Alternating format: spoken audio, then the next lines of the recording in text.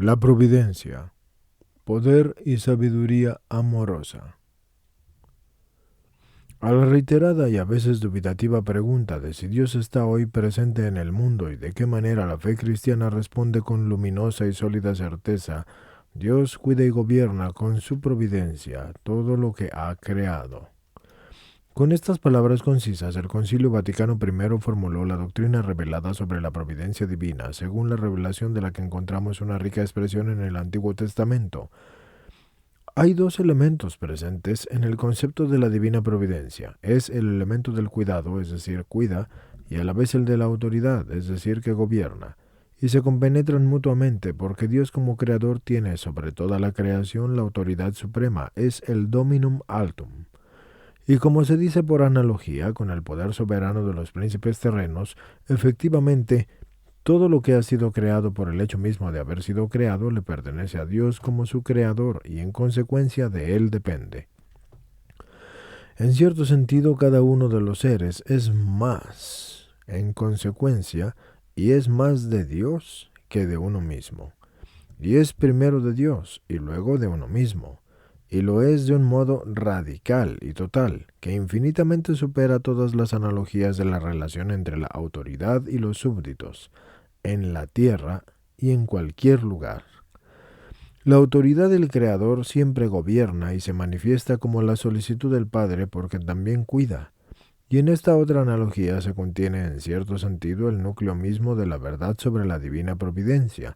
La Sagrada Escritura, para expresar la misma verdad, se sirve de una comparación porque el Señor afirma: «Es mi pastor y nada me falta». Salmo 22, versículo 1. Es una imagen estupenda. Si los antiguos símbolos de la fe y de la tradición cristiana de los primeros siglos expresaban la verdad sobre la providencia con el término de omnitenens, y ese término era correspondiente al griego, al decir pantocrator. Y este concepto no tiene la densidad y la belleza del pastor bíblico, como nos lo comunica con un sentido tan vivo la verdad revelada. La verdad revelada es Cristo, para aquellos que no lo sepan. La providencia divina es en efecto una autoridad llena de solicitud que ejecuta un plan eterno de sabiduría y de amor al gobernar el mundo que ha sido creado y en particular los caminos de la sociedad humana. Esto se explica en el Concilio Vaticano II, en el Dignitatis Humanae número 3, y se trata de una autoridad solícita que está llena de poder y al mismo tiempo de bondad, según el texto del libro de la sabiduría que está citado por el Concilio Vaticano I, y así se extiende poderosamente, o fortiter, del uno al otro extremo, y así lo gobierna todo con una suavidad, o suaviter. Es decir, que abraza y sostiene y guarda, y en cierto sentido nutre, según otra expresión bíblica, sobre la creación. El libro de Job se expresa así: Dios es sublime en su poder, ¿qué maestro puede comparársele? Él atrae las gotas del agua y diluye la lluvia en vapores, y estos destilan a las nubes, vertiéndolas sobre el hombre a raudales, porque por ellas alimenta a los pueblos y da de comer abundantemente. Job 36, 22 y del 27 al 28 y 31. Él carga de rayos las nubes y difunde la nube en su fulgor para hacer lo que él le ha ordenado, sobre la superficie del orbe terráqueo. Job 37, versículos 11 y 12.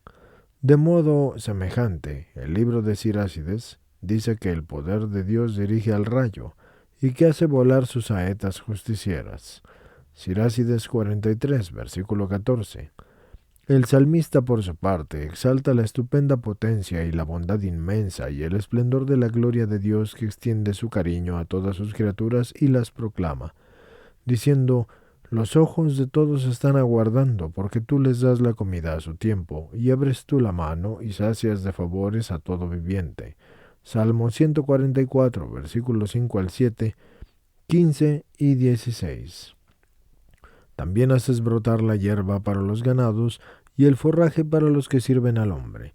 Él saca pan de los campos y vino que alegra el corazón, y aceite que da brillo a su rostro, y alimento que le da fuerzas. Salmo 103, versículos 14 y 15. La Sagrada Escritura en muchos pasajes alaba a la providencia divina como suprema autoridad del mundo, la cual, llena de solicitud por todas las criaturas, y especialmente por el hombre, se sirve de la fuerza eficiente de las causas creadas.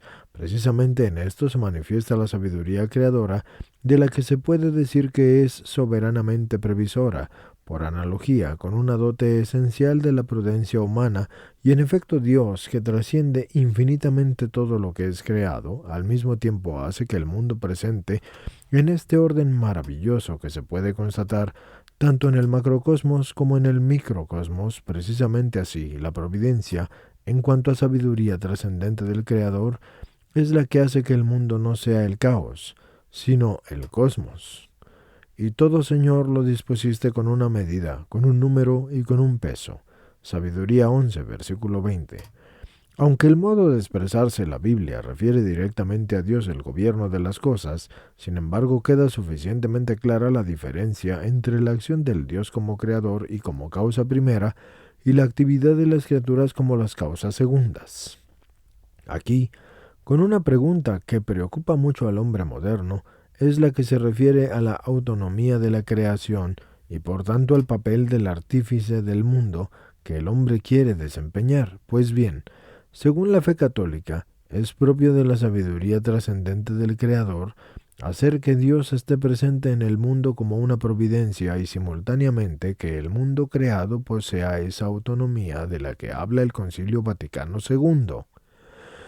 En efecto, por una parte, Dios, al mantener todas las cosas en la existencia, hace que sean lo que son. Por la propia naturaleza de la creación, todas las cosas están dotadas de su consistencia, de su verdad y de su bondad propias, y de un propio orden que está regulado.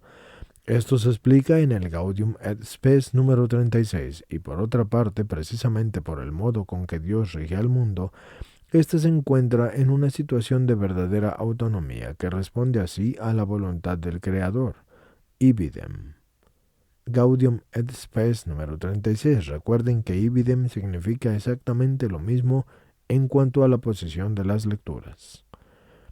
La providencia divina se manifiesta precisamente en dicha autonomía de las cosas creadas, en las que se revela tanto la fuerza como la dulzura propias de Dios. En ella se confirma que la providencia del Creador como sabiduría trascendente y para nosotros siempre misteriosa, abarca todo y se extiende del uno al otro confín.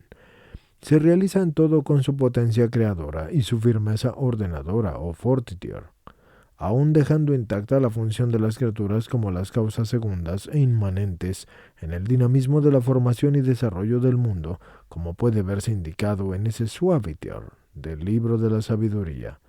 En lo que se refiere a la inmanente formación del mundo, el hombre posee, pues, desde el principio y constitutivamente, en cuanto a que ha sido creado a imagen y semejanza de Dios, un lugar totalmente especial. Según el libro del Génesis, fue creado para dominar y para someter la tierra. Esto está en el Génesis 1:18, participando como un sujeto racional y libre, pero siempre como una criatura en el dominio del Creador sobre el mundo. Y el hombre se convierte de cierta manera en una providencia para sí mismo, según la hermosa expresión de Santo Tomás. Pero, por la misma razón, gravita sobre él desde el principio una peculiar responsabilidad tanto ante Dios como ante las criaturas y en particular ante otros hombres. Estas nociones sobre la divina providencia que nos ofrece la tradición bíblica del Antiguo Testamento están confirmadas y enriquecidas por el Nuevo Testamento. Entre todas las palabras de Jesús que el Nuevo Testamento registra sobre este tema, particularmente son impresionantes las que narran los evangelistas Mateo y Lucas, cuando dice Jesús: no se preocupen, porque diciendo el qué comeremos y qué beberemos o qué vestiremos, porque los gentiles se afanan por todo eso, pero el Señor Dios nuestro, su Padre, bien sabe, por ser su Padre celestial, que ustedes de todo esto tienen la necesidad. Así pues, busquen primero el reino de Dios y su justicia, y todo lo demás se les dará por añadidura. Mateo 6, versículos 31 al 33. También en Lucas 21. ¿Y no se venden 2 pajaritos por un haz? Y sin embargo ni uno de ellos cae en la tierra sin la voluntad del Padre. Cuanto a ustedes, aún los cabellos de sus cabezas están contados, así que no teman, porque ustedes valen mucho más que los pajaritos. Mateo 10, versículos 29 al 31, y también Lucas, versículos 21 y 18. Mirad cómo las aves del cielo no siembran, ni siegan, ni encierran en graneros, y el Padre Celestial les alimenta. ¿Ustedes acaso no valen más que ellas? Y del vestido, ¿por qué se preocupan? Aprendan de los lirios del campo, cómo crecen, pero no se fatigan y no hilan. Porque yo les digo que ni Salomón en toda su gloria se vistió como uno de ellos. Porque si la hierba del campo, que hoy es y que mañana es arrojada al fuego, Dios así la viste, ¿no hará mucho más con ustedes, hombres de poca fe? Mateo 6, versículos 26 al 30 y Lucas 12, versículos 24 al 28. Con estas palabras, el Señor Jesús no solo confirma la enseñanza sobre la providencia divina que está contenida en el Antiguo Testamento, sino que lleva más a fondo el tema, por lo que se refiere al hombre, a cada uno de los hombres tratado por Dios con la delicadeza exquisita de un padre. Sin duda, eran magníficas las estrofas de los salmos que exaltaban al Altísimo como el refugio y el baluarte y el consuelo del hombre. Así, por ejemplo, en el Salmo 90, dice: Tú, que habitas al amparo del Altísimo y que vives a la sombra del Omnipotente, dile al Señor: refugio mío, alcázar mío, Dios mío, confío en ti. Porque tú hiciste del Señor tu refugio y tomaste al Altísimo por defensa, se puso junto a mí y dijo: lo libraré, lo protegeré, porque conoce mi nombre y me invocará y lo escucharé, y con él estaré en la tribulación. Salmo 90, versículos 1 al 14 y 14 y 15. Son expresiones bellísimas, pero las palabras de Cristo alcanzan una plenitud de un significado todavía mayor. Efectivamente las pronuncia el Hijo, que, escrutando todo lo que se ha dicho sobre el tema de la providencia, da testimonio perfecto del misterio de su Padre. Misterio de providencia y de solicitud paterna que abraza a cada una de las criaturas e incluso a la más insignificante como la hierba del campo o los pájaros. Por tanto, cuanto más al hombre, esto es lo que Cristo quiere poner de relieve sobre todo. Si la providencia divina se muestra tan generosa con relación a las criaturas que son tan inferiores al hombre, entonces cuánto más tendrá el Señor Dios cuidado de él. En esta página evangélica sobre la providencia se encuentra la verdad sobre la jerarquía de los valores que está presente desde el principio del libro del Génesis en la descripción de la creación, porque el hombre tiene el primado sobre las cosas y lo tiene en su naturaleza y en su espíritu, y lo tiene en las atenciones y cuidados de la providencia, y lo tiene en el corazón de Dios. Además, Jesús proclama con insistencia que el hombre tan privilegiado por su Creador tiene el deber de cooperar con el don recibido de la providencia y no puede, pues, contentarse solo con los valores del sentido de la materia y de la utilidad. Debe buscar sobre todo el reino de Dios y su justicia, porque todo lo demás, es decir, todo bien terreno, se le va a dar por añadidura. Mateo 6, versículo 33. Las palabras de Cristo llaman nuestra atención hacia esta particular dimensión de la providencia en el centro de la cual se encuentra el hombre, que es un ser racional y libre.